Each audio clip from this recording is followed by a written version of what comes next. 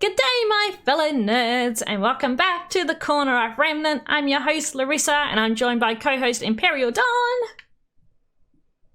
What are you doing? Stop moving things. I'm trying to just get myself centered. Hi. And we are discussing Chapter 6 of RWBY Volume 7. And what an episode this one was. Yes, very good. Yes, it was an awesome episode. And I'm just going to turn you up a little bit because I feel like you're really quiet.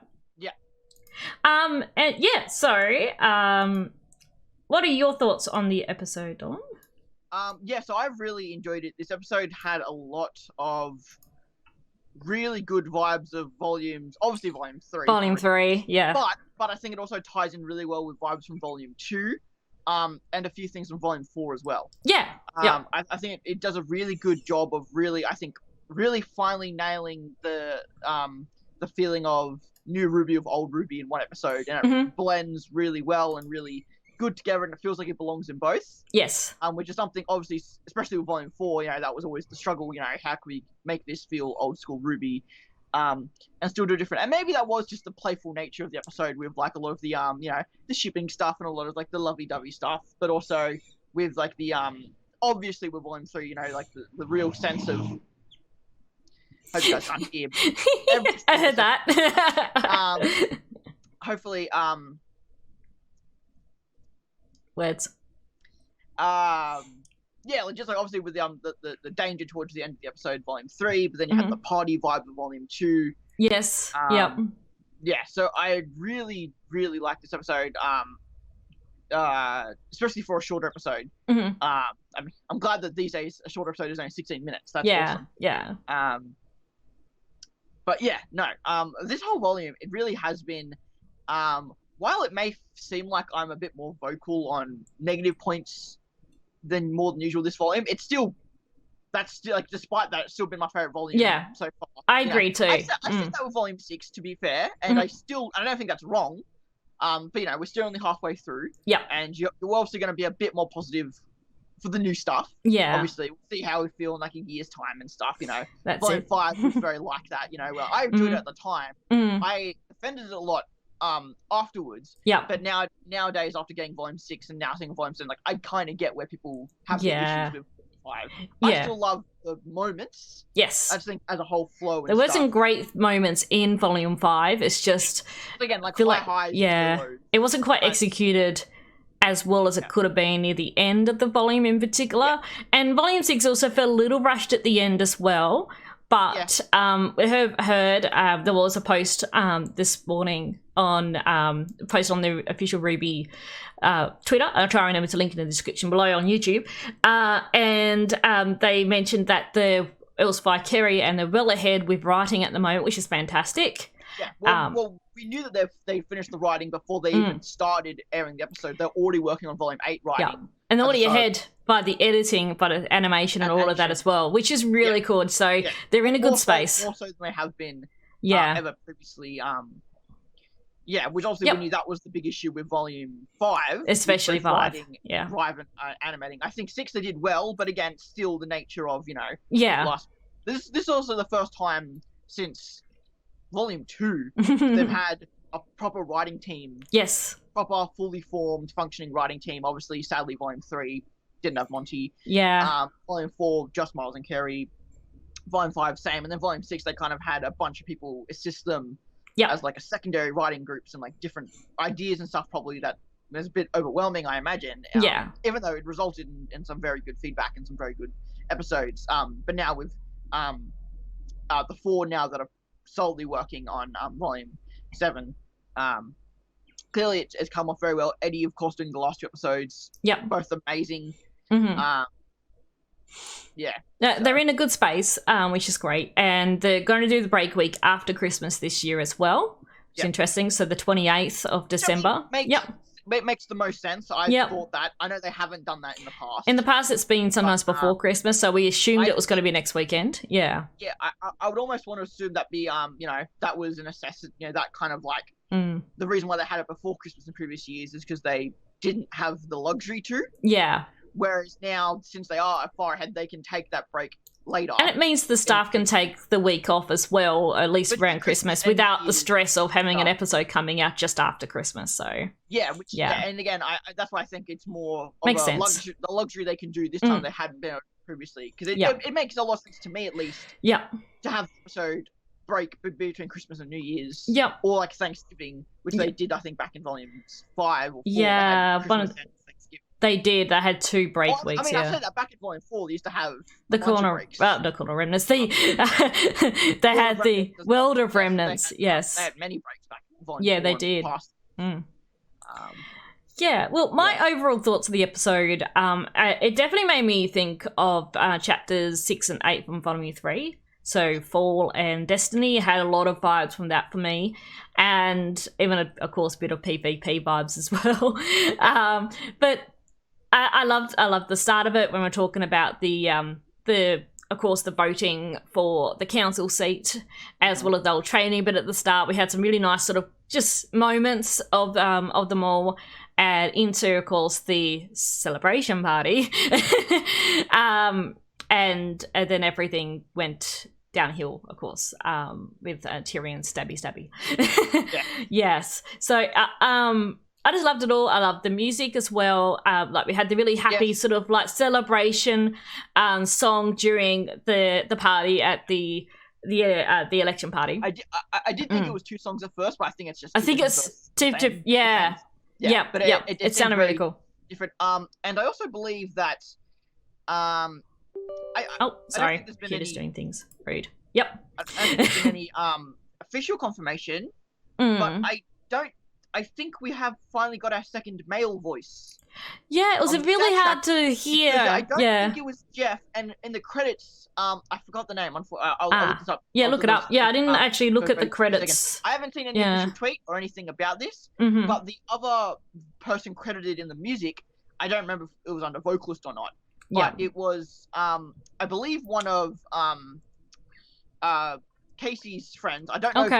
I don't know if someone from her band, Okay Good Night, but it's someone she's released music with before. Yep. I think as like school project kind of things. I think it's.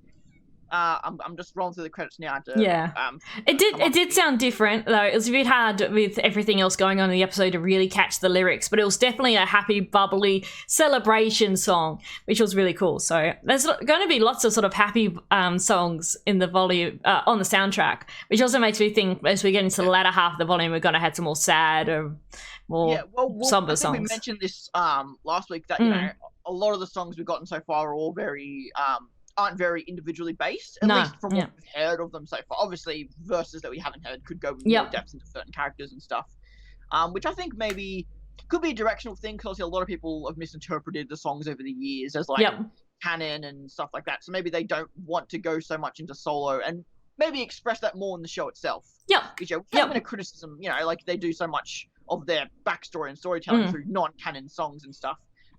So additional vocalists is Santi C, who Casey has released music with in the past. Okay, awesome. So I believe that was the male voice. It wasn't Jeff. I believe in the first verse of the song we heard, possibly, which is cool to get. Which is good. Yeah, exactly. Also, we had much as I like Jeff, some songs require a slightly different male voice to the one we've heard previously with Jeff. So I think it's Jeff, but because we had Adriana, I don't remember the other artist's name that was from Nevermore. Oh yes. So yeah, they've been expanding their arsenal, obviously with people they've all familiar worked with. And just as vocalist, Jeff and Alex still handle most of the music lyrically and just production wise, I guess. Yeah. So yeah, that's cool. I definitely noticed it at first, the voice, even though Jeff can do crazy things with his voice. Yes. I did think it was different. I think sometimes it's good to get a bit of like a younger male voice, because Jeff's got more of an older voice, which is great for some songs, especially like Bad Luck Charm, for example. It's fantastic. And especially if this is what I believe to be either Shine Part 2 or another Ren and Nora song. At least in terms of its lyrics and its depth and stuff, and who it's directed at. It makes sense to get someone for Ren to be because you know Jeff is very, like I said, very gruff, very old. No offense, Jeff, we love you. You know, to have someone like Ren who's so soft spoken. I think it makes sense to get get a younger male voice in. I think it's great. Yeah. Hey, Corey. Yeah, it did sound a lot like Shine. Also, hi. Yeah, it did. Then I think from what I heard from the lyrics, it sounded like it could be directly towards. Well, I mean, because yes, Shine was like obviously the party, but then the other verses went into Pure and John. Exactly. So if it's a Shine 2, then it's just a Shine where it's like the party, but then it also goes in to Nora, which would be a nice parallel. Yeah, it would. Yeah. If that end up being the case. Because some of the lyrics with Shine could also pertain a little bit to Ren and Nora as well. But it is mainly, Pure and John, definitely. Like we said, the music is all open to interpretation. It is. Really, exactly. It's not canon. You can kind of apply the songs to any characters, really. Yeah, yep. So it'd be nice if it is like a Shine part 2. I think that would be really cool. Yeah. And it is a very upbeat party celebration song. It's cool. Which is why I thought it had very Volume 2 vibes. Yeah, definitely. Obviously being at a party and having that kind of... Lyrics were talking about love, and it definitely seemed it's from Nora's perspective. Seemingly so. Yep. Can't be certain, but it definitely seemed...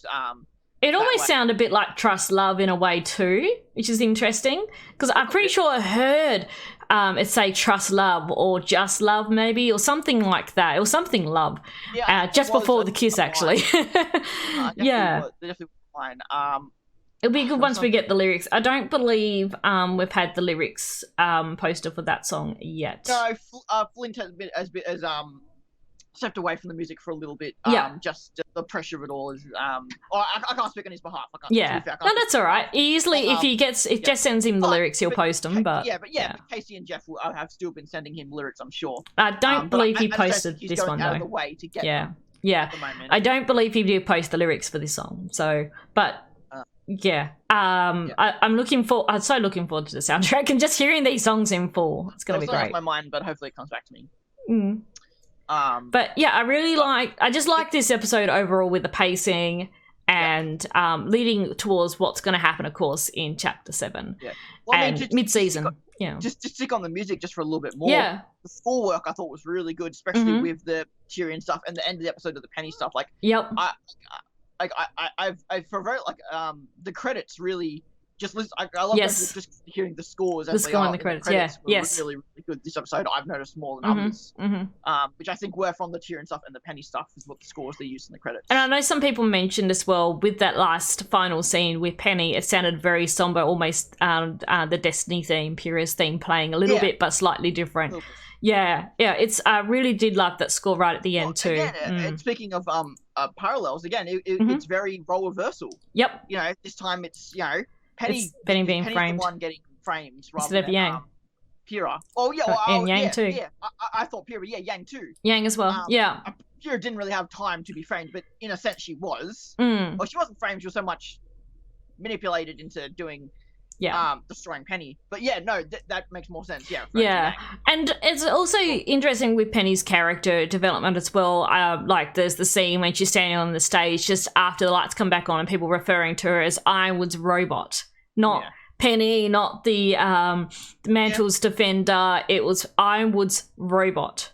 And I think that really hit home for Penny as well, that people see her as a robot, a thing, not a person. Sure. I also think that was done, obviously, just to reinforce, the ideas of, again, like the distrust and stuff between Robin Hill, Ironwood, and obviously the... And that calls back again to Cinder's pretty fair point. Why do you need a robot disguised as a little girl? As a little girl. Why does it need to be a little girl? And that's still, to this day, I think, a fair point Cinder made there. And again, I'm sure Penny... again, feels distrusted about that. And again, going back to last episode 5, Penny's, these last 2 episodes have gone through a lot of kind of self-reflection, self-realization, talking about, what she wants to do, who she is, the guilt Robin put on her, and then again, feeling guilty again for what's happened. And Robin, even more so, is disappointed in her. So Penny's going through a lot of, I guess, grief in a sense. Just self-doubt. Self-doubt, trying to find a place in the world. Her self-evaluation, her self-determination is really kind of at an all-time low. And we'll get into it when we go back through it a bit more in depth, I think. But I've definitely seen some some takes and stuff, about obviously, and we'll explain it all for everyone who doesn't realize, like again, like the seeing in the dark stuff, the Tyrion stuff. Why Robin would be mad at Penny and all that. Like, we'll get into that, I'm sure. makes sense to me. Clearly doesn't to others. Yeah, I know some people were a little bit confused, especially about Fauna seeing in the dark and everything, but yeah. So we'll get to that. Yeah, but overall, I thought it was a really good episode. Love the Volume 2, Volume 3 vibes for sure. Yeah. Very much.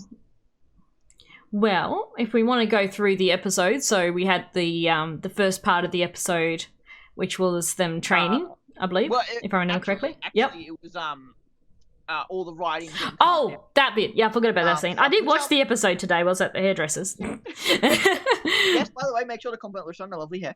Thank you. It's a bit hard to see because I'm wearing headphones. It looks lovely. Thank you. So yeah, the episode starts off, and again, more of that, I guess, picking up from last week's episode, straight off the bat. Yeah. Yeah, I do like that again. Although the episode ended with kind of like the guards kind of running off. It's just kind of running off to get more, because it really does show how strong. It nicely reinforces that this military. They got it under control. Yeah. It didn't break it. It broke out at the end of the episode. But this first little riot thing was calmed down, quelled quite quickly. Yeah, they got it under control. They see everyone going to the polls, and again, while Yang questions it later in the episode, again, Robin Hill won't get the jobs back. The only way to get the jobs back, again, smart if Dick moved by Jacques. Yep. Again, only Jacques, with the embargo being gone, will the jobs come back. Now, I don't know if we're aware what Robin's stance is on the embargo. No, I don't believe we are. But since she opposes Ironwood, you would think that, actually, now that I think about it, maybe Robin would lift the embargo, and then the blame would go on to Jacques for the SGC closure. Yeah. So, actually, yeah. So I guess maybe I see where Yang and Weiss who are questioning. So maybe I kind of see. Okay, yeah, maybe it was. Interesting. I think it was more the cause trouble on Watts' behalf. Watts probably suggested that Jacques make this move, and yeah, I don't know. But I also think they also want to sow seeds, because obviously we can pretty much safely assume that Jacques didn't win that election fairly. No. But they do have to go out of their way to make it believable that Jacques would win. Yes. And Jacques blackmailing the city is enough to think like, okay, I could believably see him winning, because everyone wants their jobs back, because the SGC runs everything. Yeah. In that list, in a sense. So I think it was a bit of both. It was a bit of like real blackmail, obviously tying with the election, but also to add to the believability of the hack. Yeah. Exactly. Well, as we see as well, that the voting seems to have Robin in the lead, or 70-30 at the start there as well. And that could have actually been the true votes. And then, I think so as well. And then it was then later they were slowly increasing the votes for Jacques to make it look more believable. Yeah, till it was very close at the end. Robin doesn't support the embargo because it's hurting Mantle's in comedy, since dust mining is a lot of the jobs for Mantle. That makes sense. It does make sense. Well, she's won everything for Mantle and Mantle's prosperity and everything. So, whereas Jacques is just him. For himself. Again, it's not like she's perfect. Mara mentioned in the episode, and I was mentioning it last week. Yeah. She's not while she's the hero of Mantle, she is a criminal figure in some people's eyes. Yeah. Again, very Robin Hood.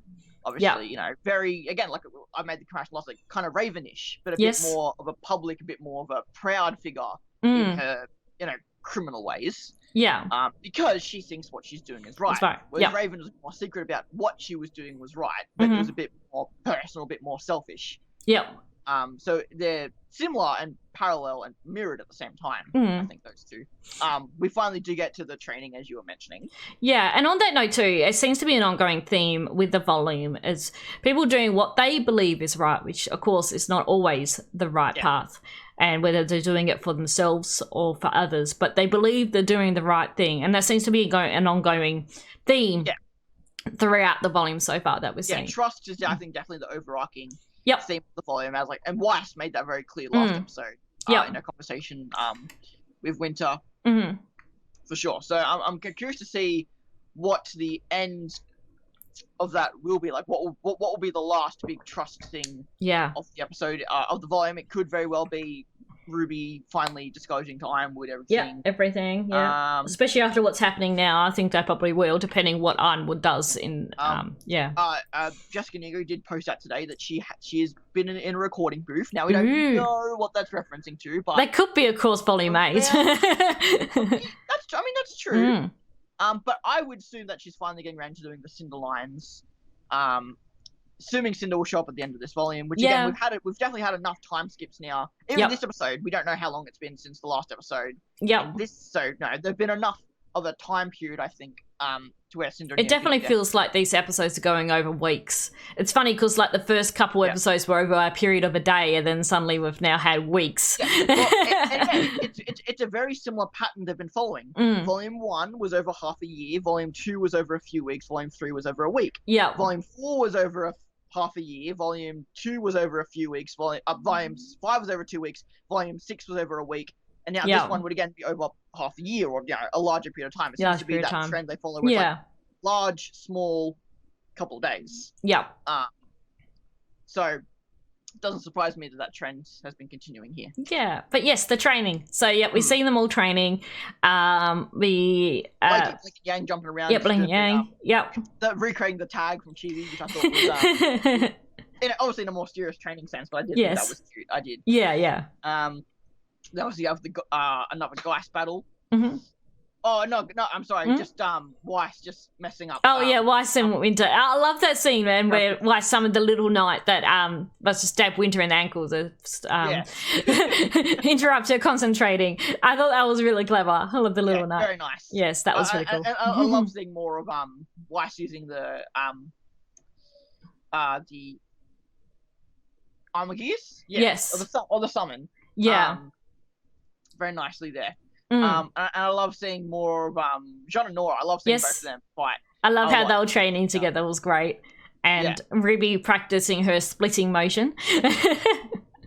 I just wanted to touch a little bit more on the I did really like Oscar and John here. Yes. Again, and there's a few times in this episode where they kind of showed because they're essentially partners. The Juniper team is as official as we think it is. Yep. So it's cool seeing them, Oscar tracking his aura, Jean's obviously recovery is getting much better. Nora training with a hammer and precision and stuff. Yep. Which is all really, really nice. Little details that they need to put in there. I really like. And as you said, RWBY was practicing her splitting, which I feel like her line was very meta. Yeah, well, it made sense as well. I said, I don't really think it through, because the times we've seen her do it is like being in mid-battle, and it seems like she just does it without really thinking, so... I do like the idea this is a little jab from the crew saying, we just didn't really think about what a semblance could and can't do. Yeah, true, yeah. So I feel like that's kind of meta idea to it. But, I do love the idea that she's that's now a thing that she's focusing on, that thing that she can... Yeah, I think it's probably harder for her to do it actually focusing on dirt rather than just in the middle of battle, just doing it on the whim. Just bringing it up and saying, hey, this is something that she can actually do. It's not just something we've well, it is something we've just had fun with doing for the sake of animation. It's something that she can actually do. Because we saw it first in the trailer. Volume 4. The Volume 4 character short. Yes, and the character short, we saw it again until episode 1 of this volume. Yes, I don't... But I think that's the only times we've seen it. Yeah, I don't believe we have seen it since then. Yeah. And then I love little Oscar RWBY, I don't have my so much yet, but again, Jean's aura is getting stronger. Everyone is improving and evolving. Oscar doesn't even have his yet, which I love. I love that little stuff. This next little bit, I think is really, really, really important. Yeah. Was that Ren meditating? Ren meditating. Hey, Jace, bye! And he's activating his semblance. But what is he doing? So my belief is that basically ever since, let's say, they found out about Salem. Yes. Yep. And the house, and Ren was the one to question that most of all at that moment was, okay, well, if we can't kill Salem, how do we win? Yeah. Ren was the first person asking to question that. Yeah. And I think since then, he's been literally using his own semblance to suppress his own emotions. Yeah. Again, like his feelings for Nora would be a good example of that, because he wants to keep focus. Yeah, and that makes sense. He's the one out of everyone who's taking this the most seriously. Yeah. and in order for him to do that, he needs to push everything else aside. You know, that's the reason why he said later in the episode we should still be training. Yeah, that's why he's so distant from Nora this volume, because he literally has been suppressing his own emotions. Yeah, not at a mental level, but a semblance level. I feel like. Yeah. And I feel like that's something he's been doing for a while now. Well, yeah, Nora keeps, you know, you get back from like, you know, you give me back my man or whatever she said back. Yeah, back. Nora, Neon taunting Nora, but only Nora getting mad at that. Again, I think Ren's literally been suppressing his own feeling. Again, this is just a theory, a thought. And it makes sense in the argument that we see at the political rally as well, is that he was saying that, well, what if one of them is more. Oh, what was his? I watched the episode earlier today. I try and remember, but it seemed like when they were talking about Blake and Yang, that then they began sort of more seeing it more as themselves as well, and it makes sense that Ren has been focusing more on training himself and suppressing his emotions. No, I don't really think with J Spy, I've seen a lot of people saying about that he didn't notice Tyrion. The thing is, though, there's no way he could have noticed Tyrion too, because back in Volume 4, yes, he sensed Tyrion, but that's because Tyrion was coming in to attack them. Yeah. In this episode, Tyrion was just he was stealthing, he had his hood up, he wasn't attacking or doing anything until that moment when the lights went off. Yeah. I made a video. A little video on this throughout the week. Yes. Posted yesterday, and I don't think it's more the fact he didn't notice. I think that Ren is going to blame himself. Yeah, he will. This is just going to be proving, again, much like Weiss said to Yang about Blake back in Volume 5, the universe proved them right. Yep. Ren's going to feel like this is exactly why I didn't want to get emotional with you, because we're going to get distracted from the problems. And so I don't see how he would have seen Tyrion, because Tyrion was near the front of the crowd. They are at the back of the room. Ren's the kind of person who would blame himself. He would. Yeah. Yeah. Just like Blake, just like Blake always did. Yep. I think Ren's going to feel that this is going to be proved right. It's going to lead to more Nora drama. But I can see Ren also being level-headed enough to not. Yeah. But I can see either way. I can see him either, again, hating himself, you know, or whatever, you know, getting mad at himself for all that happening. It'll be interesting to see how, as things move on. For sure. Yeah. But I did like you mentioned, like the talk they had about, you know, about Blake and Yang. Yeah, I think Ren is the sort to be able to sense hostile intent, like back in episode 1 of this season, he sent the Aesops. Yeah, exactly. So And one time he actually had a moment with Nora was the one moment he happened to get distracted. So I do think it's gonna. I still don't think he would have been able to sense Tyrion. It depends, because this was a very different sort of attack. I'm just saying he's going to blame himself. Yeah. Regardless. Well, I get that, but I don't think really any of them could really have seen it coming. Well, yes. We might mention about the comic at the end of the also the podcast. Not the latest comic; it's the second most recent comic, actually. Yeah, well, there was that in the second most recent one. Yeah, but yes, back to that. Yeah, I do really like that talk they had the second they got into the election. Yeah. The election. Mm. Is the Weiss one? No, Weiss's one isn't out. So the most recent one was focused on Blake. Okay. The Weiss one is not out yet. I kept seeing people talk about the Weiss one, but I'm like, I don't think the Weiss one was out yet. No. There was a hint of it to come in the preview. They mentioned it, and it mentioned about Weiss's mum, but it's not out yet because the one they just released was issue 8, and that was focused primarily on Blake. Yes, they had the date night, and they had the Blake and Menagerie one. Then the next one is going to be Weiss dealing with her mother. Yes. Which I'm. A part of me is hoping that you see episode it comes out around the same time that Willow appears in the series. The comic same time it comes out in the comics. I think that'll be a nice continuity kind of like matchup there if the comic and the show align like that. That'd be really nice. But I don't know if right now we're in the story to where Willow would appear now. It depends what happens in the next episode. Next issue, because I don't think this is going to last the rest of the volume. No. I think it's probably 1 or 2 episodes. Yep, I think it's definitely going to be mainly episode 7, maybe episode 8, since we're going to have the break week after. I think that's going to be after chapter 8. So we've got so I've got my calendar up here. Oh, you can't see it anyway. That's good. So we've got chapter 7 coming out tomorrow, chapter 8, and then we've got break week. So break week's going to happen after chapter 8. So I'd say chapter 7 and 8 will be. I think it'll probably be resolved. Or like you said, it will be a 2-episode arc. Have the break, then. then we'll get back into probably more character stuff and possibly Willow. Yeah, that all makes sense for it to come out around then. But back to the episode. Oh, yep. I do really like that scene because again, Ren, doesn't really get it. Yep. Or at least has suppressed himself to the point where he doesn't really kind of realize it. But Nora's like, hey, they go through all that and they're all lovey-dovey now. Yeah. We're so much more than that and we're not. So, like what's going on? Because I feel like I've been pretty obvious to you, and Ren's just kind of like, it's like, yeah, I know. I was like, I understand what you're saying, but why now? Yeah. And I kind of like that. Mm-hmm. Yes, Jace, yeah. I'm kind of curious if Ren doesn't condone Bumblebee, not from like a who they are kind of sense, but just in like this is the right time. If we're going to talk about the chat, what we've seen already with Ren, and also when he was compared like with Vine back in chapter 4,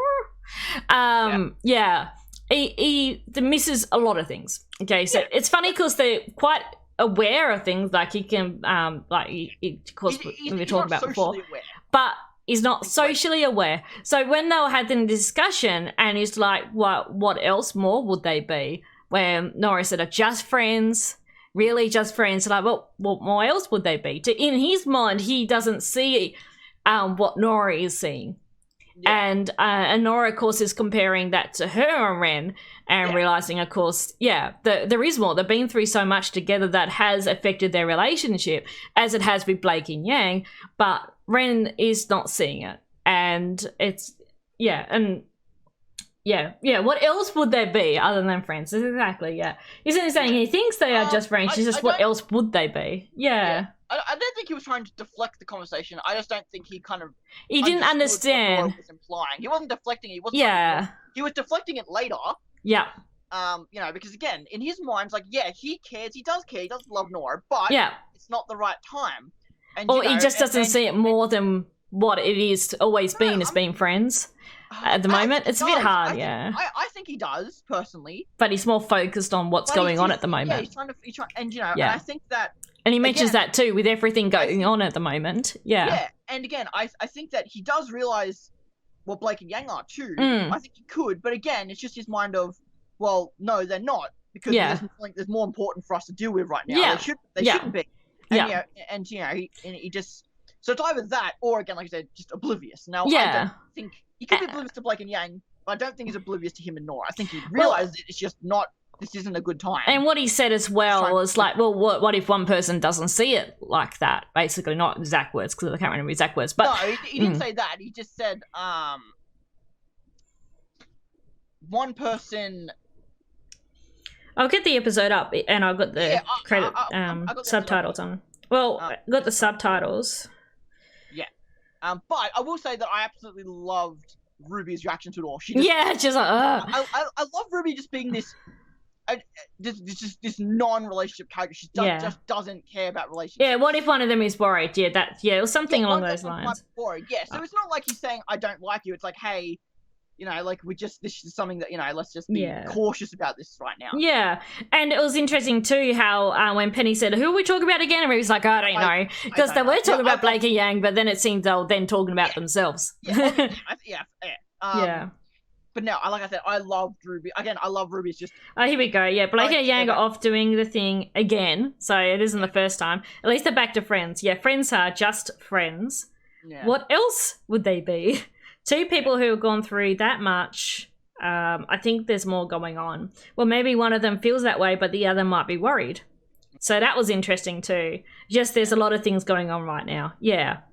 I don't know, it all exactly. I don't know. Like maybe I don't know. It all seems pretty clear to me. I think we've talked on this a lot already. Yeah, I think Ren is more at the moment. There's so much going on. He just wants to focus on being a huntsman, dealing with the current threat and issue, and again, and not distracting himself with and he said also just before this. This is my last. Yeah. Okay. Because he said earlier, like again, like why exactly, Jace, point, that was more. I thought. I forgot what he was referring to in that. I'm just the video I made. It's not related to that. He was more speaking about the celebration party. Sorry, that's what he was more referring to me. That with Weiss's point, is why they're celebrating. It's a bit premature. Yeah. But again, going back to what I said with what happened in Volume 6, like Ren was the one to question Salem more than anyone. Yeah. Again, like we said, it's just that, you know, we thought about Ironwood, but we still haven't thought through the issue of, you know, how do we defeat Salem? And again, I'm glad that Nora mentioned, you know, maybe it's just Oz, because everyone's been saying he said that Oz couldn't destroy, but maybe someone else can. So I'm glad that Nora brought that up. Yes. But again, it's just Ren's that's what Ren's focused on. He just doesn't want we should be trading right now. We shouldn't be going to a celebration party. I get his point. I do definitely get his point. Yeah, exactly. For sure. But again, Nora's, you know, trained enough and stuff. So again, we're trained enough, you know, and that you can see, I think they've argued about this before off screen, that they seem to be having this argument and disagreement where Nora said we should, you know, have some free time and relax, and they've kind of butted heads a few times. Or Ren's like, no, we should train and sort of thing. Or even earlier when Nora was discussing about Mantle and stuff. Yeah. You know, Ren, after he just kind of, we assume, kind of like suppressed his self, you know, he just comes in, what's the next mission? Yeah, you know, exactly. He walks off Nora and just asks what's the next mission. So what's the next mission? I've talked, we'll get to the kids in a second. And also, like, back in chapter 3, where Nora was complimenting his outfit. And I was like, we need to focus on the mission, sort of thing. So he's been very focused on mission. Yeah, and like J-Spy said, we can focus on romance once the world isn't in danger. So here's my final thoughts on it. Okay. The two have known and liked and loved each other since Volume 4. Well, they had that seed there, yes, yeah. And they were kind of together, but they just didn't kind of really realize what they were during Volume 5. Together, but not together. Now, Volume 6, they didn't have time to, because they were constantly moving, they were constantly doing stuff, they didn't really have time. Then they got the news about Salem.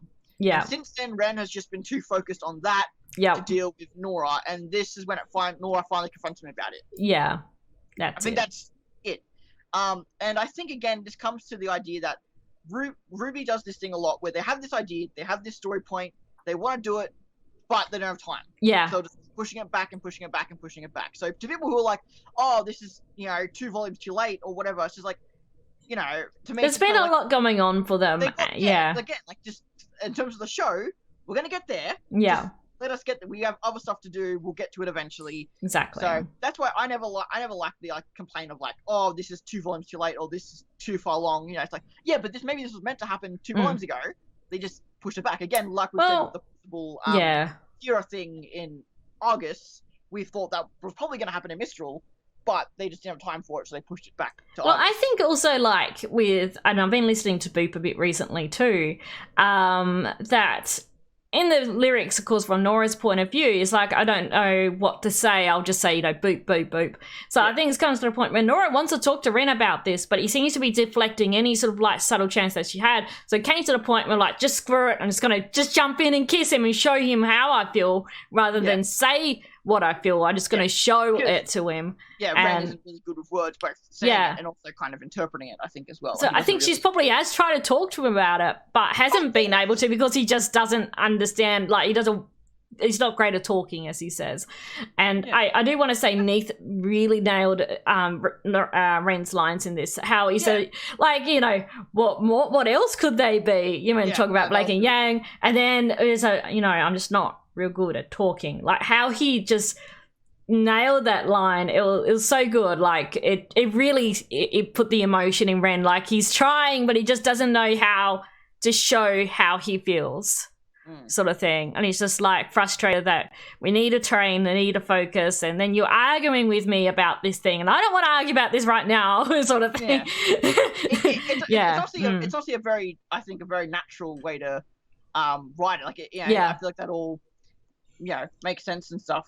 I think the writing for these lines was really good too, because it not only portrayed what the characters were feeling, but also how we've been feeling as a fandom. Like, you know, they've gone through so much together, then that changes their relationship into something possibly more. And it felt like they really were addressing it in this conversation, that there could be more to than just being friends.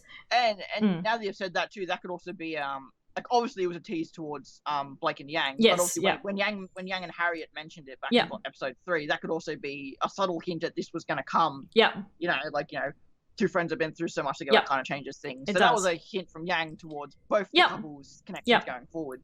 Absolutely. And not only was this sort of like confirming things for us as a fandom, but also the discussion about Salem and on their way to the party as well was something that we had been thinking and saying. Yeah. And it's good to actually see that said in the show as well, to reconfirm us what we feel as well. So like, Jin said that Ozpin couldn't defeat Salem. So does that mean that someone else could defeat Salem? We've been saying that Blake, Yang, Nora, and Ren could be more than friends because of what they've gone through. Then Nora says that. It's just like, okay, that reconfirms what we've been saying. So it's good to actually see that in the episode and that the characters saying it as well. But like they were being subtle about it, and also again, no one's gonna know what the fuck they're talking about. Same thing with walking around with the relic. No one's gonna know what it actually is. So it just doesn't really matter. Well, that's it. I think how they didn't actually say Salem. It's just more with what was to come after the amateur arena was up and running, and because they've been saying like with not telling Ironwood about everything, then how we're going to go moving forward once the amateur arena's up and everyone knows about our current fight. Then what are we going to do? What is our next step? But we have missed one very big thing here to, of course, talk about this because we skipped over. Of course, was the team after the training mission. They're in the room, which was good to see them in the Atlas room, seeing the bunk beds again and everything, getting ready for their night off. Would you count those as bunk beds? Well, in a way, I believe they're like bunk beds. They're not the traditional bunk beds that I have back at Beacon. I just saw I've seen someone mention that, Winter didn't know what bunk beds were, or seemingly didn't know what bunk beds were, but then we see an Atlas room and like they're bunk beds. That they might not have had them in every room. I'm not sure, but yeah. Well, like I'm just curious. I'm just curious in my mind. Is there another word for them that I'm just kind of forgetting that maybe was stumped by the word or something like that? Yeah, there was some really nice little interactions between the girls in this scene as well, as J Spy's saying too. Blake's putting on her makeup, getting ready for them going out dancing. I love the sense that she's always had eyeliner, so she'd actually put on eyeliner. Putting on the eyeliner, always had that purple eyeliner, so I like that. I like that really nice thing, and I thought it was animated quite well as well, with them like fitting them with their hair and makeup and whatnot, which we've never actually seen in an episode. We've seen it in Chippy, but not in actual episode. Weiss's expressions in this scene were quite funny. But they'll talk. They had they're watching the thing on the voting, and they're talking about Jark's power play maybe backfiring. And then of course what they were going to do. So Yang and Blake going out dancing with Bungie. So I think we're going to see the start of that in Chapter 7, especially now that we've seen the thumbnail for Chapter 7 as well, which we'll mention later. But I say we're going to see them probably at the dance club and then finding out, of course, what just happened at the election. Yeah, I would. I'm not against. I'm not saying I'm against that at all. We might not see that much. We might just see the them coming out of the dance club, like, what's going on? That's what I think. I think we're going to see them leaving the dance club and seeing that. They can't dance. That's it. I like that. How Yang was like dancing really well, and Blake like, I like that little moment between them. It was cute. And John and Oscar saying they're going to the movies. Well, Ren and Nora popped in first, then John and Oscar, and Weiss is like, I go with them. A lot of people are saying it's throwbacks to Volume 1, where John was asking Weiss out to go to the new what was it, Bruce Willis, wasn't it? I don't know what movie it could be. I don't know. We saw some movie posters back in Argus. So, but I mean, personally, I really like that scene, like just the Weiss, John and Oscar stuff. I'm not necessarily like a White Knight shipper or anything like that. But I just love the callback to there was Chess by John and Weiss finally going to the movies together, and again, I like the idea that John and Oscar were going to go to the movies together. Again, reinforcing their connection, which I really like to play out more. Yeah, Oscar did look happy, I was just thinking... So I just love the idea of Weiss and John going to the movies with their wholesome son. I just loved it. I just thought of something, because in Chippy, we saw... There was an episode which was about them going to the movies and different movies and such. I wonder if it might be one of those movies from Chippy, or might be one of the posters that we saw back in Argus. It'll be interesting. I hope we do find out what movie it was that they were seeing. Maybe. Yeah, I don't know. And I'm wondering as well, because when the alert goes off that there's Grim in the city and attacking, wondering if the alert goes off in the cinema as well, say warning, Grim attack. That's what I was wondering, because Mantle is under attack. It depends if they're in Mantle. They, of course, could be going to a movie cinema in Atlas, but yeah, I'm just wondering if that would happen, because people in a movie for 2-3 hours and there's Grim attack in the city and they're possibly at risk. You think they would do an alert, say Grim attack, take shelter. That's why I personally think we won't see any of the dance or any of the movie or anything like that. We'll just see them all coming out of their respective places. John, I spent all that money on tickets, all that Leanne on tickets, and can't even finish the movie. Yeah, I think like that. And I think we will still see a bit of both. That's my thoughts. I think we'll see a little bit of the dance club, and then the sirens going off with the Grim attacking, and as well, of course, maybe the guys running out of the movie cinema. End of the cinemas as well, because there's a lot of sirens going off and the lights all going red and Grim flying in. I think it's going to set alarms off everywhere. It's one of those situations where neither of us are disagreeing with the other. We're not agreeing with each other. Either. It's kind of like, okay. Whatever, we'll see what happens next episode. These are our predictions. Just independently. I was right the other time, so let's see. What was that on? With them. Well, I mentioned on the Boopcast about Team RWBY getting their Huntress licenses. Oh, okay. And also, of course, with Jarks and Whitley showing up in the chapter 4. So, what's it, 4 or 5? 4. In chapter 4. Yeah. So we'll see what happens. We'll see. Yeah. But I mean, again, it's I mentioned this to Larissa before we streamed, and I've mentioned it previously on previous streams. Blake and Yang right now, I'm just not that interested. And again, I think from what we've seen from the thumbnail for next episode, I think that's going to change, and I want it to change. I really do. I'm just not. Just their romance. There's all that kind of stuff. I'm just not that. Of all the things in the story, it's the thing I'm least interested in. Yeah. Personally. Well, they've had a lot of downtime at the moment, so they can focus on relationships. Yeah. But then everything's got to go to shit, and they're not going to be able to focus on it again. So, Chad, we're going to get there. Relax. We're getting there. I know. Let's get there. This is really cool. That's true. I did. I'm definitely very interested to see what happens with them next, because I really want to I want to be more interested in Blake and Yang right now. As a couple, and again, as a couple, I want to be more interested in them as a couple. I'm not asking them to separate. What if we get another kiss in the dance club? Make me care about it. 2 kisses in a row. Also, the little they've done so far, I just kind of feel that really didn't feel right. But we'll see what happens. But it's interesting that they're all split up. Kind of thing.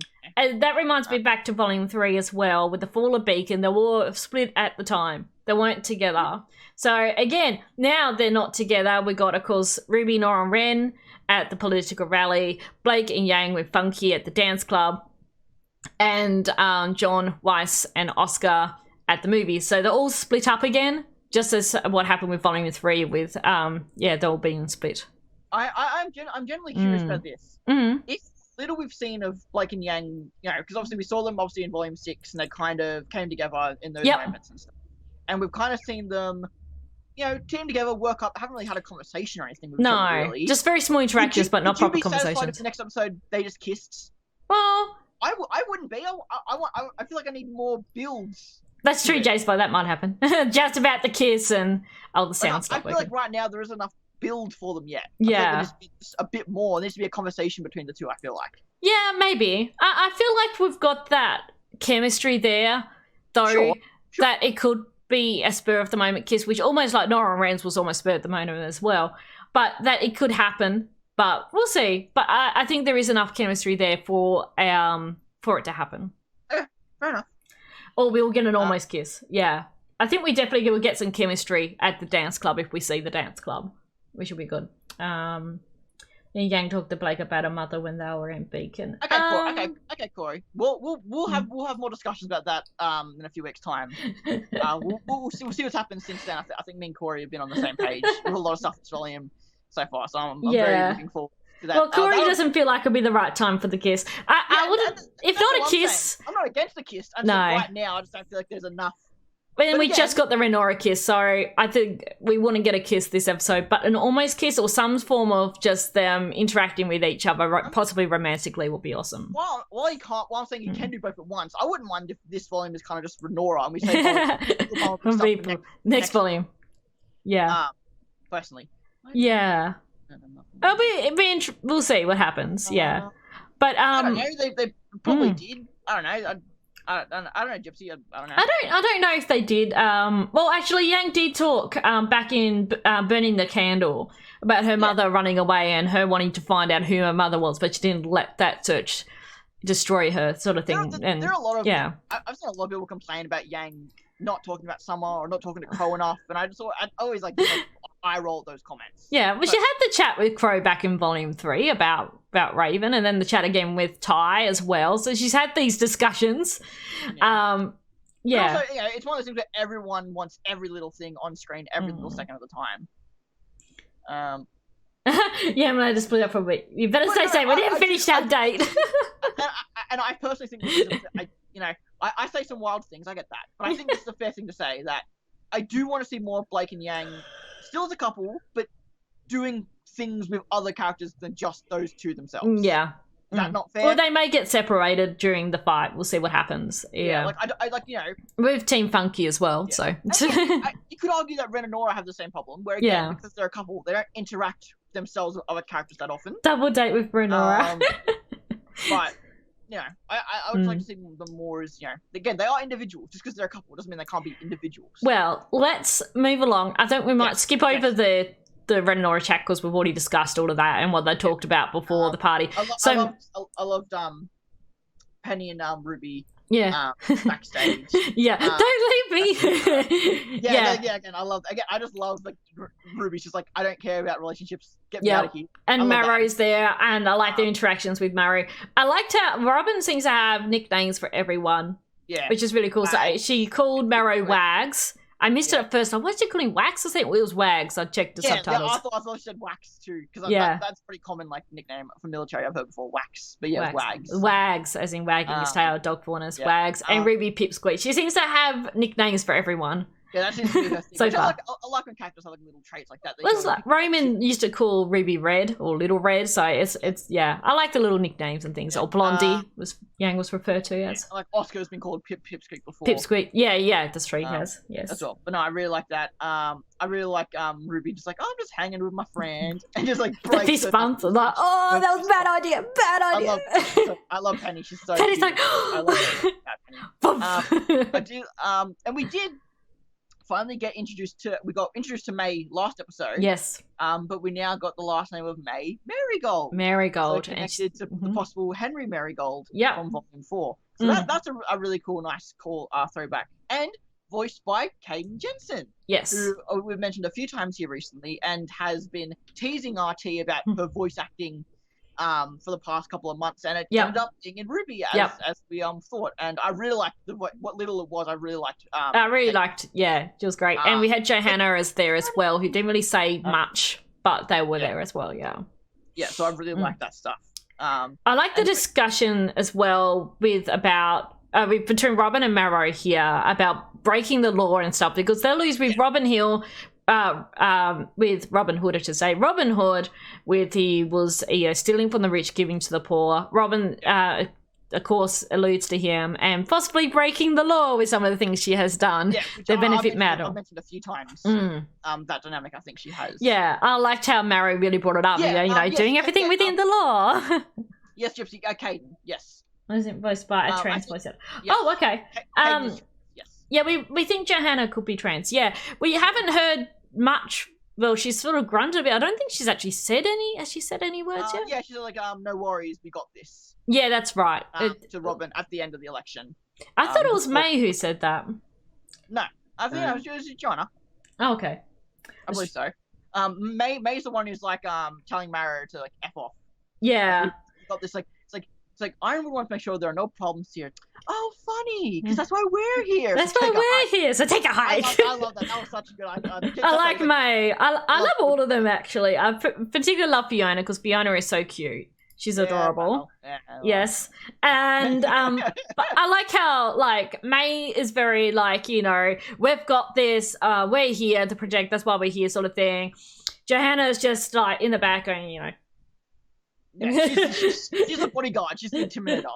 And Fiona's like, oh, cute and bubbly and happy, and yeah, so actually, yeah, I think you're right there that it was Johanna said that, yeah, it was. May just gave the thumbs up and yeah, in the background. That's right. I just got it up on my phone to see, yeah. Yeah, so I'm just trying to think what else is next. Oh yeah, and I love as Mara's walking away telling RWBY to like leave Penny alone. She got a job and she's like Mara, I like that. I like that too, it's really cute. Robin's speech was really good as well. I really liked her speech about like even whether we win or lose, it's because of you. Yeah, you know. And see it tied into RWBY and Nora at that moment as well, talking about working together and being together we are stronger. Yeah, exactly. Yeah, which is a nice commentary on those two for sure. Because they are, Ren and Nora are stronger together, and so absolutely. Yep, everyone is stronger together as a team and working together. Maybe except for Crow. Yeah, well, that's what he would. Wonder where he is at the moment. That'll be interesting. Might see him in the next episode. Maybe him and Clover on a date somewhere. Fine. I'm not gonna stop you. Well, that's it. Sailor's tactic is to divide. Her absolute tactic is to sow seeds of doubt in people and have them divide and not be working together. So yeah, definitely hydrate. So yeah, then we have Fiona heading over the mic to Robin and Robin's speech.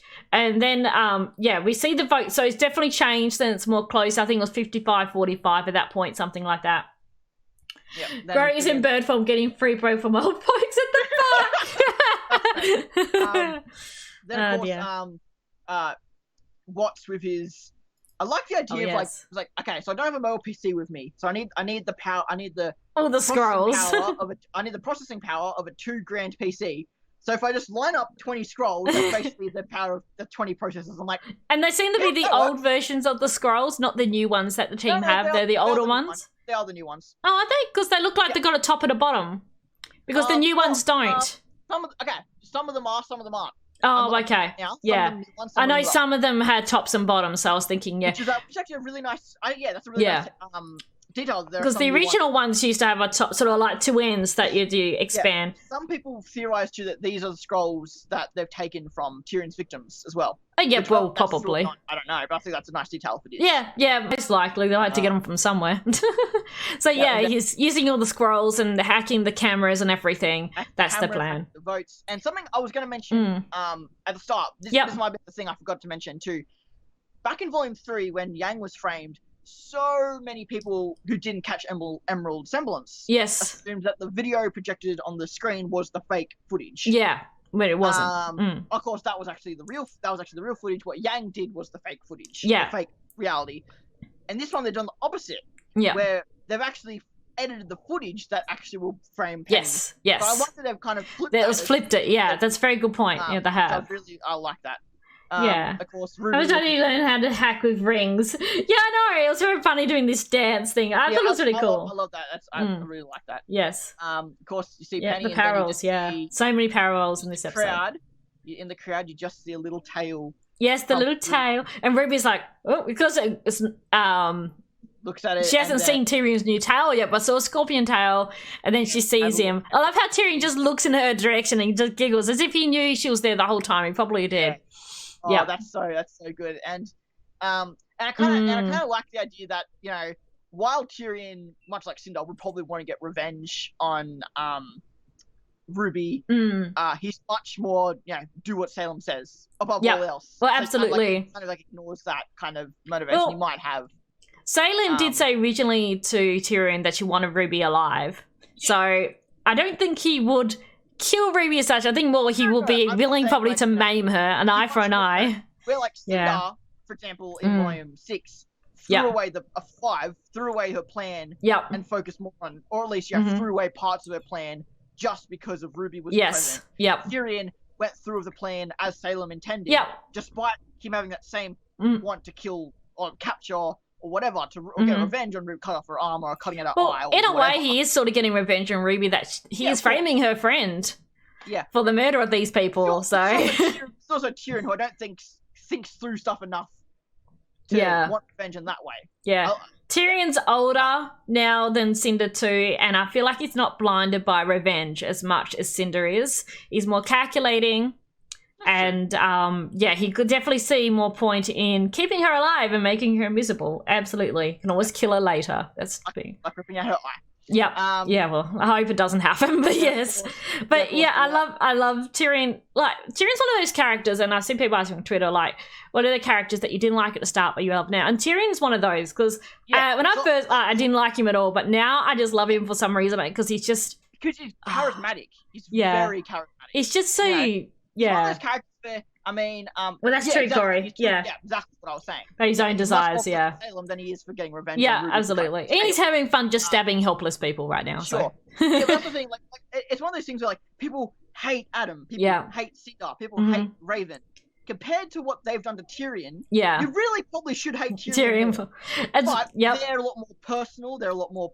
They got their own goals and desires, and they're blinded by those. Well, Tyrion isn't. He's more blinded. Yeah. Well, he's got like his obsession with Salem, but he's like, it's always just so funny to see like Salem first before his own. Who like stand Salem and like love Cinder, but then hate Adam and Raven. I'm kind of like, but they've done worse things. Yeah. Yes, Adam and Raven are more personal and more private and are a bit more horrible, I guess, in a moral level. I guess. Yeah. But Tyrion and Salem have still killed far more people and done far horrible things, but again, you like Tyrion at least because he's really fun to watch. As much he's just so I don't know what it is, but he's just so insane. Again, like we said, the Compassion 1-3, he brings back that sense of danger and fear. Like he was just killing dozens of people. Who was killing all the MILFs. Yeah, well, okay, the thirsty mums. So I've seen a post on Twitter. The MILF, So when the lights come back on, you see all the people on the ground. There's 3 who resemble the thirsty mums that we saw in chapter 5. And when I rewatched the episode, in particular where Ruby sees Tyrion's tail, you can see 2 of the mums there at the front of the crowd. You can also see 2 of them, see them later on, earlier on during the party as well, I noticed, as well as at the voting for the polls, they were there too. So, 3 of them are definitely dead. And I was talking to Kaylee about it. He said it could be just because they had their models already in the engine, but it could also be a purpose to it as well. Because just think that these are not just regular any strangers that have been killed. There's 3 people we've seen before, but also their mothers. They got kids. You know, there's that horrible side of it as well. That they weren't just regular people that Tyrion killed. There were, families that have been destroyed because of this act. Which does add to the impact. Absolutely. And I think there were, at least one of them was the first one Tyrion stabbed, because when I was watching it on the subtitles, it said a woman scream. So and they were right at the front of the crowd, and then another one was a bit further away at the where everybody was. So no, there were no kids in the crowd. That's the point. It's very similar to how they've done it, where like the guy at the voting booth at the start of the episode was the drunk guy in episode 1. Yeah. The guy who threw the trash can at the end of episode 5 was the friend of the drunk guy. Like, they're reusing these characters. That's where I saw him. I know the guy at the end. Yeah, the screen. I wondered where I see him. Yeah, of course he was back then. He was the friend who recognized Weiss before. Yeah, that's right. And it's like, well, yes, you could just say for production's sake, these all just reuse models because it's just easier to make new models. Sure, that's fine. But if you do put it in a deliberate sense, they all do make sense and kind of add a little bit of subtlety to the story. I think it's no props to Spy. I think it's good actually having characters who we have seen die, not just regular unknowns, but actually characters we have seen before and have a connection to, however minor. I think it's good meaning towards it as well. It almost in a sense doesn't matter, because again, if you miss it, it doesn't change anything. No. If you do notice it, it just adds that tiny bit. It adds that more horror to it too. Like, shit, you killed the mums. Like, that's terrible. But also shows as well, these are just regular people in the crowd. They're not huntsmen. Like, they probably don't know how to generate their aura as well. They're just helpless people who the defenseless, had no way in combating Tyrion at all, and that's why they all backed away and ran off. And of course the the huntsmen, like Marrow, for example, people say Marrow didn't see Tyrion. From where he was, he probably couldn't see him through the crowd of people running away. He was at the side. If someone's killing people in a bunch of crowd, you can't tell who's the person killing them because there's people everywhere. Absolutely. Of all animals, something I haven't seen people mention, of all animals, of all faunas I've seen so far, I could be wrong, but I don't think dogs have, at least not compared to cats, don't have night vision. They don't. No, dogs have worse vision than cats. I think all animals to not have night vision, of all faunas, a dog faunus to me makes sense because a cat would definitely have night vision, but a dog wouldn't. Yeah, exactly. Like, as we heard before, many faunas are able to see in the dark. I think it's all related to their faunus traits. So depending on what their faunus trait is, that would affect their certain abilities as well. So that makes sense with Blake being a cat faunus, that she's able to see in the dark, more than Marrow, who's a dog faunus, who is not able to see in the dark as well. And that also refers back to, of course, with chapter 3, when he spoke to Blake about someone who able to fit through the gap as well as being able to see in the dark. And again, if Marrow can't see in the dark, then it adds more to that request as well. It was a size thing, but if he can't, then it adds more to that thing as exactly. Well. Hindsight. And where he was with the crowd, even Penny had trouble seeing where what was happening. Her night vision, she was able to see Ruby, and then she was able to see Tyrion. So where Marrow was standing, he wouldn't have been able to see unless he was able to push his way through the crowd. But if he couldn't see what was happening, he wouldn't be able to get through the crowd. So I'm very curious if Tyrion disappearing was like a what was the cause of that, if it was him simply jumping out of frame? I think it was just him jumping out of frame, because you see people run past Penny's vision's blocked for a second and he's gone. So I say he probably jumped out of the way. But an interesting idea I've had is that like, obviously maybe Penny can be we don't know if Penny can be hacked or not, like we don't really know the details of that really.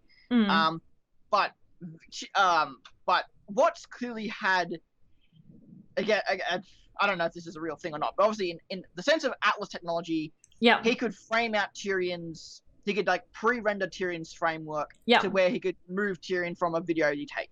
Well, I think Tyrion might have been wearing something as well. I thought I saw it a little bit. He might have had something on him, so Watts was using that to help track his movements as well, and the footage. That's still what I mean. So that made like that kind of inbuilt technology to 3D print a video, take an image of someone, pre-render that, so that way if you take a video of them in the future, you can simply remove them out. Whether that was applied to Penny so that she couldn't see Tyrion, or Tyrion jumped out of frame, doesn't matter. I think, it just added to what was happening. Because he very quickly re-put Penny and Tyrion into the video and uploaded the video at the end of the episode. So that technology, I think, exists. Yeah, I think... Whether or not it was applied to Penny or not, we don't know. He could have just jumped out of frame. I don't believe they can hack Penny as of the moment, because he mentioned about Mantle's code being the same, but Atlas' code's changed. If anything, Penny's will be very complex, and I don't believe it will be easy to hack at all with the technology and Atlas and all of that. I don't think she will be at this stage. Yeah, possibly in the future, maybe. If Watts is able to hack into Atlas's code, then there's a possibility then he could get into Penny. I think in this case, he was tracking Tyrion's movements, and then he just overlaid already footage he had of Penny fighting Grim over into the footage of Tyrion. Which would be really interesting to me if that was something Tyrion was like fully aware, like he knew what he had to do and where he had to be so. Match up the footage. Because that's like, these guys have thought this through. That's terrifying. Well, it makes sense, because when Tyrion gets up on the stage, and then after Penny tries to save Robin and he jumps out of the way, he goes just on time. So I think he saw Penny, he disappeared out of her view, she was looking for him, he went on stage, attacked Fiona, and that's when Penny lost Robin, she jumped on stage, and that's when Tyrion jumped out of the way, because he wanted Penny on stage and to frame. So I think...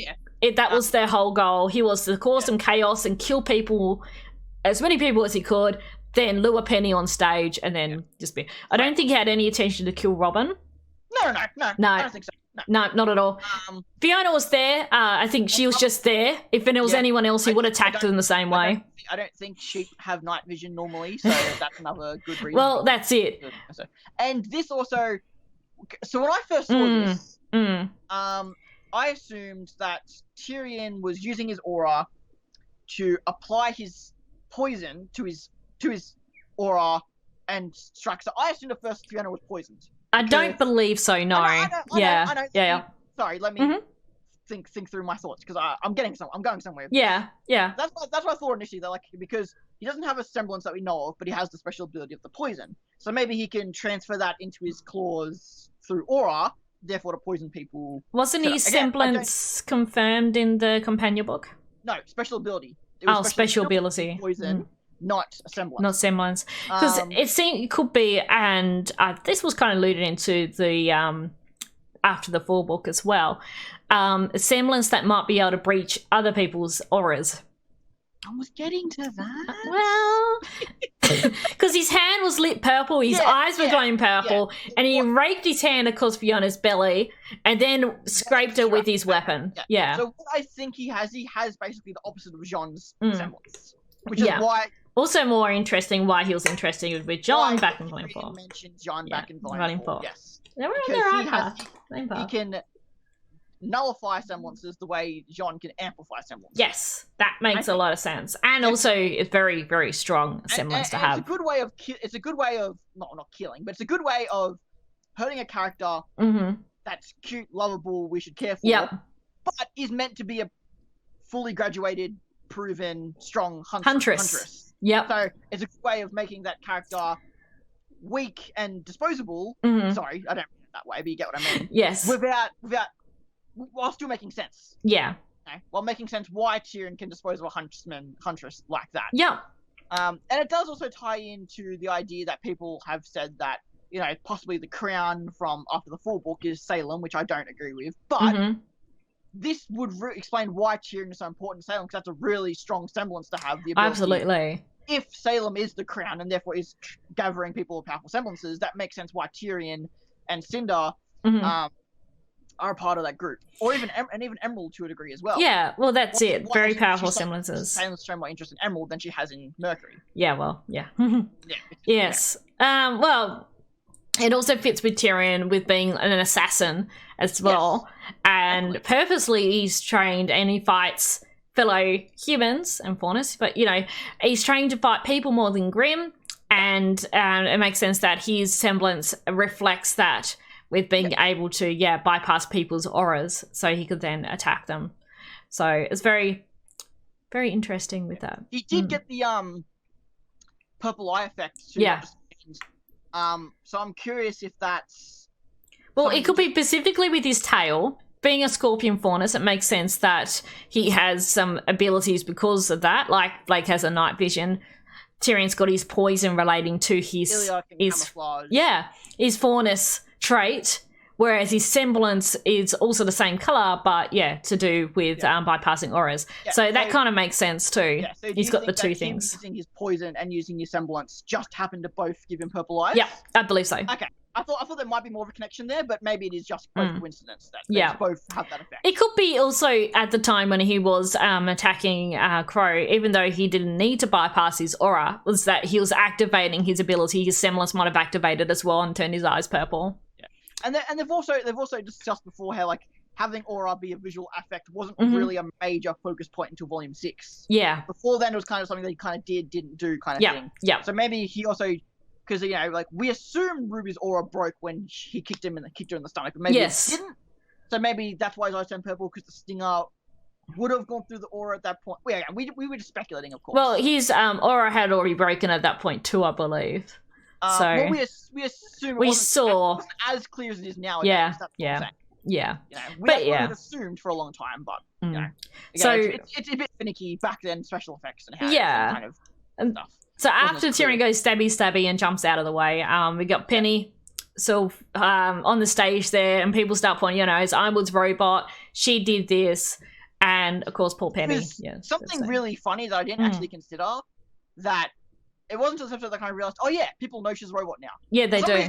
Something I still thought that was a secret. I don't know why, which is dumb. Definitely not in Mantle and Atlas. It's not, it wouldn't be. And of course they all saw her get destroyed and saw that she's back, so they would all know. And she's been actively defending Mantle as well, so I would have seen her out and about too, so. Well, I mean, I could buy the idea that she was still seen as a human just because she was a public defender of Mantle. I can still imagine people think she's a human, but with the Fall Beacon and people saw her getting destroyed, and again, probably more public knowledge now that this is a robot. And she's been rebuilt. After what happened. Obviously, RWBY mortified at this as a first reaction, which again lends to the idea that people think that RWBY might have some sort of breakdown. Well, she went straight to Fiona, which was interesting as well. Yeah. And also, late at the very end of the episode, I missed this. Same. When Penny's like looking at the moon, RWBY, you can actually see RWBY kind of reach out, then look at her hand in the shot to see Fiona's blood on her hand. Yep. Which is like, oh fuck, I didn't know. I missed that my first watch too. It wasn't to my second or third watch that I noticed that when I was watching them in the background and their expressions. I never ever want to see Penny feel guilty ever again. Every time she seems guilty, it just breaks my heart. Like, do it. It was. I love how they had the close up of her face, and it almost looks like tears welling in her eyes, almost. But I don't think it is. But her eyes look really shiny there, and then how she doesn't say anything. She just stands there. She looks slightly towards them over her shoulder without showing her face, and then just flies off. And the music and and RWBY does something similar too when Mara was talking. She kind of does that same kind of mirroring what Penny does. I think one of my favorite bits of this episode, apart from the Weiss John Oscar movie, was the fact that it's RWBY, Nora, and Ren. And RWBY just says Tyrion's here, and you see all the reactions. I'm like, Nora and Ren looking horrified. John isn't here. Oh well. But I love that those three split, and those are the ones that first encountered Tyrion again. Exactly. Yeah, I didn't think of that. Right? That's a very good point. First before, and just I love that RWBY just immediately it's Tyrion. It's Tyrion. Tyrion's here. Yeah. And see Ren and Nora's reactions to that. Yeah. I love so satisfying when I first saw that. I also like this where Mary takes control. He stops them all with his semblance, which is really cool. Until Nora and Ren take Penny at the back. And then RWBY is trying to pull Mary away while Mary's saying it wasn't us. Like, is she okay? It wasn't us. We didn't do this. Like it wasn't Penny. It wasn't us. We had nothing to do with this. Yeah. But Robin just looks pissed. It was all very interesting, the reactions and everything. And where it's going to come from, to make matters worse, again, Watts posts the video of him re-editing. Yes, but it looks like Penny stabbing everyone. Yep, and that's, so, Ren and Nora on high alert, but Marrow's just there. It's like he's like, oh, I failed. Like, oh, I didn't do my job. And you could hear him too when Tyrion was going stabby stab. Marrow was calling, we need assistance. We need backup. As well. So, because it was just him and Penny doing security because they didn't just in case something went wrong, but they definitely didn't expect anything at this scale. And I knew that something was going to happen in this political rally. Did I think it was Tyrion going to go stabby stab with a lot of people for Penny? No. But I knew something bad was going to happen. And I just love that we've got a long night ahead. Yes. Which again, I really hope the next episode is just an episode of just fighting the Grim at night. It doesn't have to be super choreographed. It doesn't have to be super action-packed. Just have the whole episode being them just doing stuff around the city, just defending from Grim. I would love that. On that note, RWBY and Nora don't have their weapons. No, they don't. No, Ren does. Ren does. Ren had his. Ren's always prepared. Yeah, he's always prepared, yes. Yes. They don't. They don't. Would you like to see a callback to the lockers then? Yeah, maybe. Or cool. It could be they improvise and use other sort of weapons. They might pick up some fallen weapons. Yeah. I just hope they don't show up with their weapons. Like, man, come on. I love the lockers. Did a bit of a callback. It could be that the reinforcements bring them, but at least for the first start of the fighting, they won't have them. At least show that then. At least show that. I think they will. The next episode, their weapons. Yeah. Oh, should have like you actually be cool if RWBY and Nora both had one of the storm flowers and Ren had his dagger. That's really cool. That would be cool. Yeah, actually, that would be really neat. I mean, Ren has 3 weapons on him. He does. I love that. But I assume. I think it's the least likely, but I think that'd be cool. I didn't look. I'm pretty sure Mara has his. Yeah, Mara has fetch. Yeah. He was running security. So he was doing security, so he had his weapon. Yeah. So it's very interesting how RWBY and Nora both didn't have their weapons, and now they're Yeah, but they're just going to a political party, so that all makes sense. Yeah. It's interesting. I know we saw one back in episode 5. The last episode, we saw the Manticores.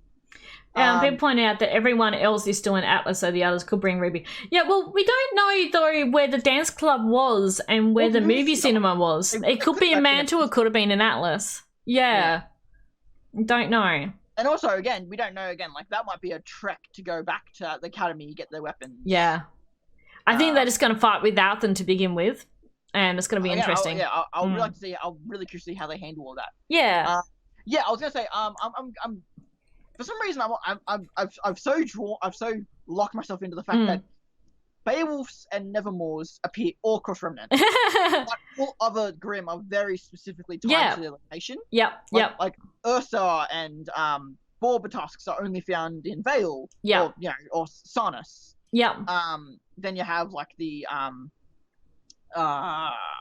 Like the Manticores and the Sphinx that only appear in Anima.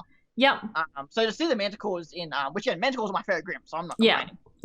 Again, they do fly, so that makes sense that they could go to Anima and well, they probably in the more colder parts of the world, so it makes sense that they're both in. Because we only saw them in the north bit of Anima, so that all makes sense.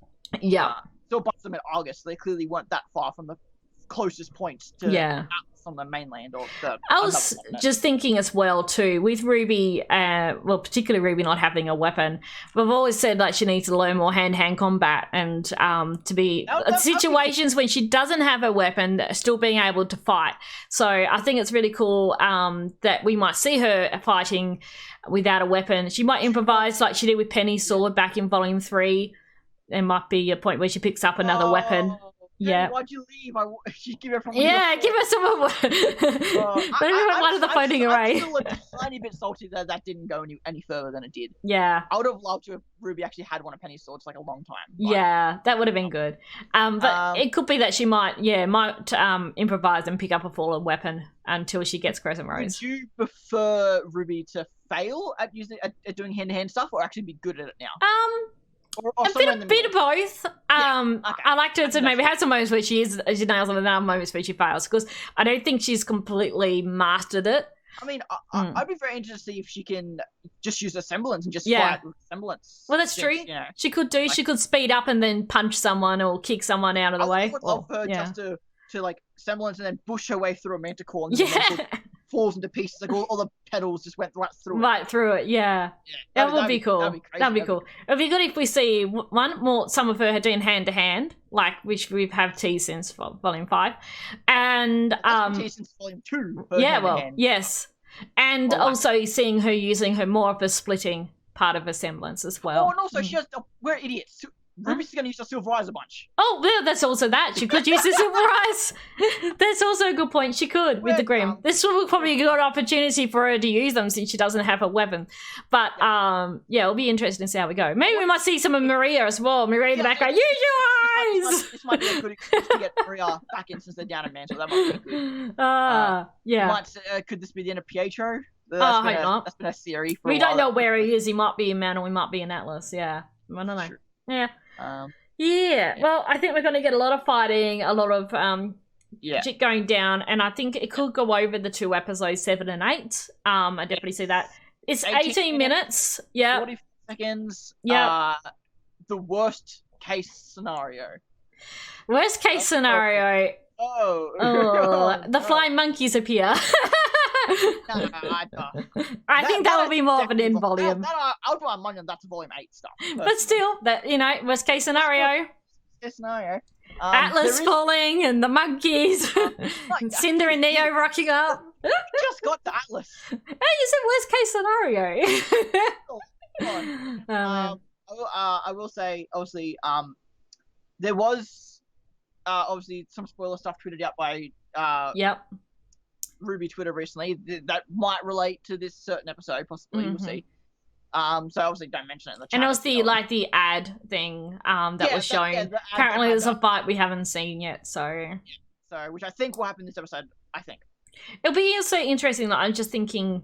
Well, I don't know who the fight that involved. I've got an idea, but I think more with the intro.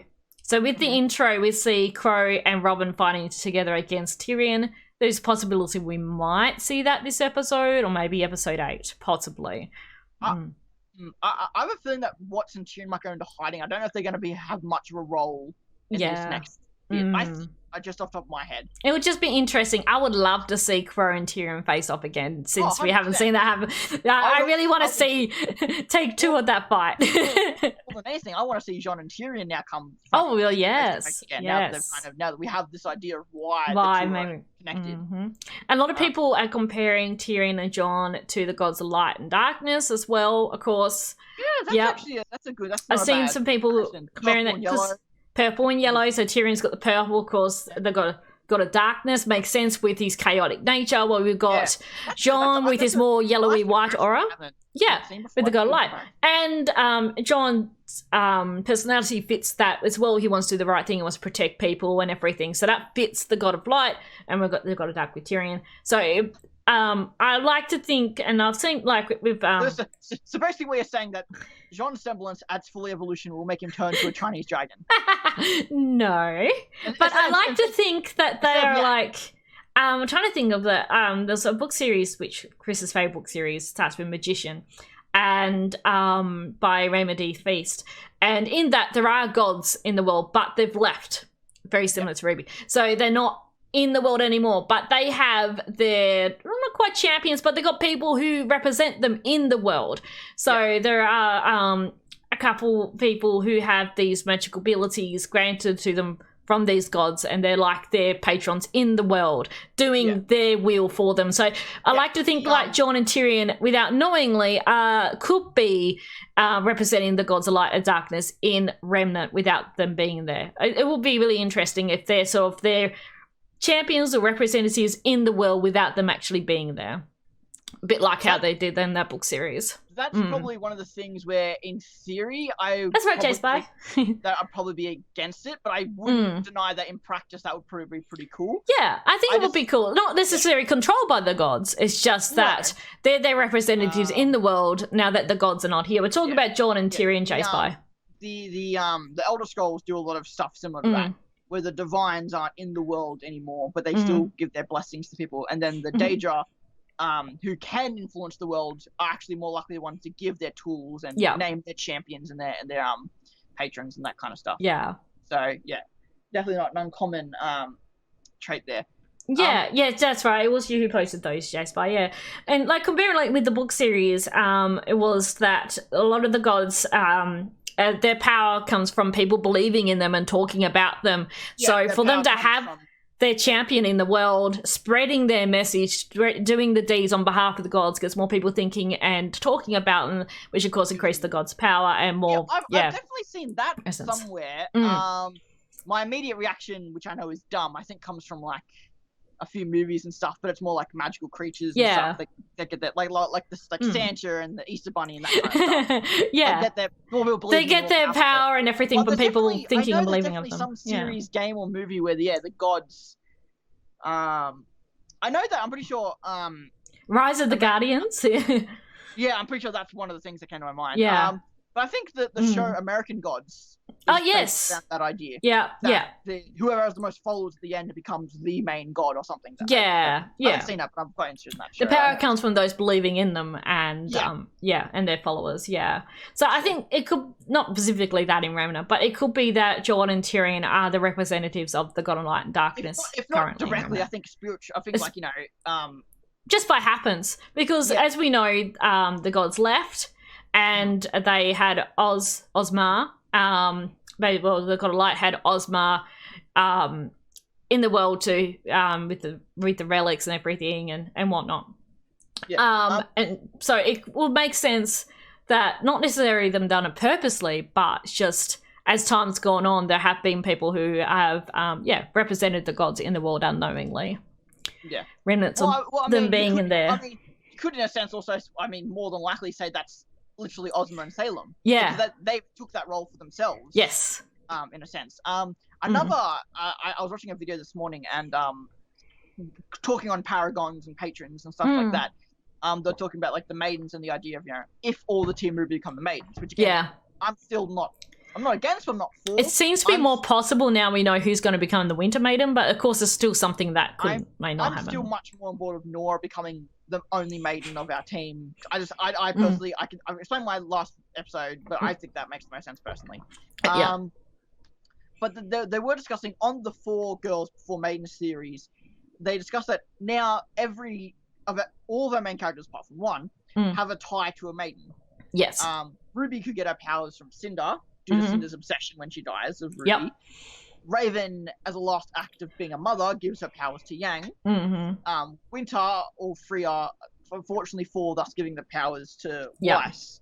Which and because the only character with a tie to Vacuo is Blake through Sun, it would make sense if Blake has a big role to play when we get to Vacuo. And possibly. Has a connection to the maiden there.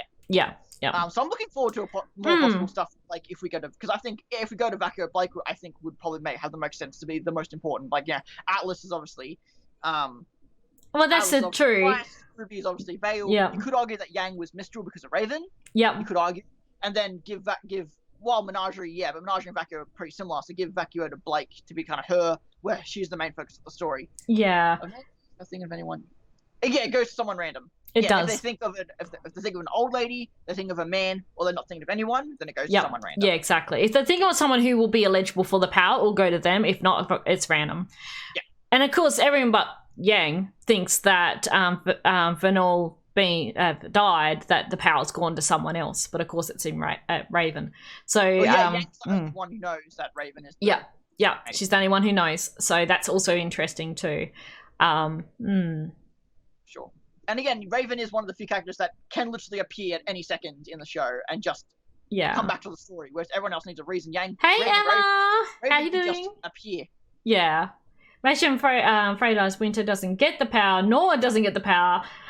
Miles away, Saffron wakes up, eyes glowing. But that's the thing. God. It could, any of the maidens could die, and it could go to anyone. But I think we're going to wrap it up there, going for an hour and a half, and also I need to go get Kaylee from work very soon. So I'm good, thanks. How are you? I need to get something to eat. Actually, I probably should get a bite to eat. I've talked enough about RWBY for one day. Yes. That Ren and Nora and Bumblebee stuff took a lot of energy out of me. It did. Yeah. No, we haven't spoke about the comic. So if you haven't read the comic, of course, yet, we'll discuss it very briefly. The comic, I really love this one. I got teary reading it. It was just beautiful between Carly and Blake and their interactions, and the story, of course, about the Faunus princess, I think she was, who fell in love with a human, and the human died, and then she jumped off a cliff. It was very sad, but also just beautiful. I love the fact that Blake actually thought Carly was saying, "I'm not suicidal, Mom. Seriously, leave me alone." But Carly could see that Blake was in a really hard spot after she came back home after the Fuller Beacon.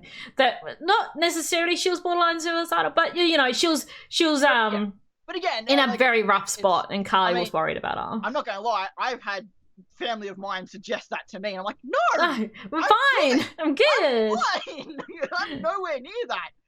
But again, when you're more quiet, people jump to conclusions, I guess. I was just thinking as well. That was really surreal. And I enjoyed where the comic can do that. They can kind of go down these more. And again, the comic. Again, like Carly's reaction to Adam was a bit much, but it's a bit over the top. So again, Carly assuming Blake was suicidal again is over the top, but again, it actually in that case has a really good impact because that's where it works.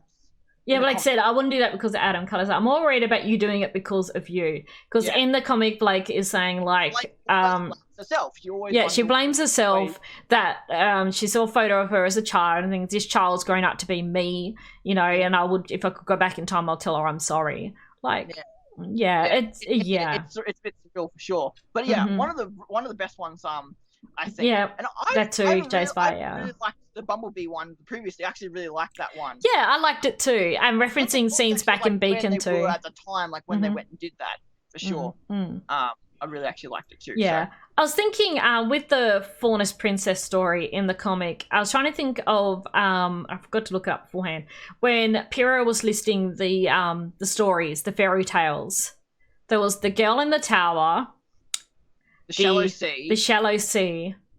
And the maidens. The Tale of Two Brothers. The Tale of Two Brothers, of course, with the gods. Shallow Sea, the girl in the tower. What about the story of the seasons? Yeah, so we haven't the Shallow Sea. And I wonder that maybe if that was relating to this story because she jumped off the ledge into the sea and there was the giant fish. I mean, we've had possibly, but that could be like we know Girl in the Tower, we know Tale of Two Brothers. Yeah. Shallow Sea is one that were kind of like it could have been the Sea Fei Long, could have been the Leviathan. Yeah. Could have been Vale and Patch having low water, so Grimm can't be there. Like, you know, there's been a few connections we could possibly have. Yeah. To that.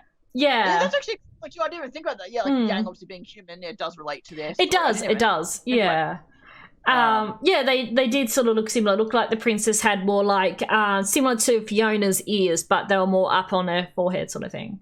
Almost like deer antlers, deer ears. They look like deer ears to me. Deer ears. Anyways, yeah, I really liked it, and it looks like the next comic we're going to get is relating to Ysus Mum. So yes, yeah. Which I'm curious if we're going to see her mum before that, or if this will be our first real. Because she was the voice in the previous Ysus comic. We didn't see her. No. So curious to see if we'll actually see her. Yeah, it'll be interesting. I hope we see her in the episodes, in the actual show, before we see her in the comic. That's my only thoughts. Any questions before we wrap up, peoples? But we will wrap it up there. We'll be again next week discussing chapter 7, and then we'll be, I'm just thinking, so we're going to be next week discussing chapter 7, and then the following week after Christmas we'll be just discussing chapter 8, and then it'll be a break week. So the break week we'll be on the Boobcast with Shinu and Corey, so that will be what we'll be doing then, and then we'll be back into discussing chapter 9 on the 11th of January. Oof. So yes. Yeah, 7, 8, break, 9. Yeah. I had to look over just to refresh where we're going. But yes, looking forward to tomorrow's episode and where it's going to head and how long it is going to take them to get control for the Grimm. Of course, what's going to happen now that Sharks is on the council seat as well, is that going to affect things with Amity Tower? Will be interesting. And yeah. Any thoughts? Anything you want to wrap up on, Dawn? You know, I really like this episode. There are a lot of things I love Ren to use Dagger. I love the idea of like them using the Stormflower. Again, I would like this to be just one kind of just long night siege. And kind of like the next episode is that like episode 8 is then like them the morning after. Yeah, well that'll be cool. I really got a really good vibe where we just kind of get like them or kind of like the sun works. We still haven't seen Atlas in the day yet. No, we haven't. No, just complete. What's in Atlas today? I wonder if they textured all the models to be nighttime only. Maybe that's why. At least a mantle. So yeah, I would like that. I really want Blake and Yang stuff. I do actually really want Blake and Yang stuff. Just but a bit more substance than just them being a couple. That's personal preference. Yeah, well, with the thumbnail as well, so it's got Blake and Yang on it. And it looks like they're in Mantle. If I just get the image back up again. Yeah, so it looks like Mantle, though. It could be Atlas, maybe. It's a little harder to tell. You can't see too much. It could be Atlas. I thought it looked like Mantle, but yeah.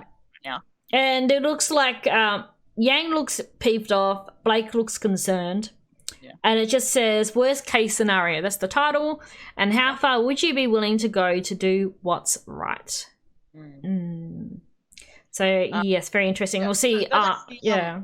A good point, J-Spy, with all the smog and the shadow of Atlas, it might always kind of look night at Mantle. Well, that's true. Especially in Mantle, yeah. But I still think we also happen to always be at Mantle at night. So I'm curious, even if it looks the same, just seeing it in the daytime and just seeing like how slightly different it might be. Yeah. So, it might not be that drastically different at all. Yeah. But if that's it, thank you everyone for joining us. If you're watching this live, thank you very much. If you're watching the post-VOD either on Twitch or on YouTube, thank you very much. Any more support is greatly appreciated. Comment below any questions you have. We love talking about RWBY just with each other, but if you guys ever want to come hang out with us, you're more than welcome to. Thanks for hanging out, J-Spy. Appreciate you here as well. Yeah. So praise the great one. Yeah. Woo! My contrast is not good again. White is white. More white than you. Yes, and we'll see you all next week to discuss chapter 7. Hope you all have an awesome weekend, and thank you so much for watching. Catch you later. No technical difficulties again. The what? No technical difficulties. Yay, no technical difficulties, and the stream crashes. Yes, thank you all for watching, and we'll see you next week. Have an awesome week, guys. Bye. Bye.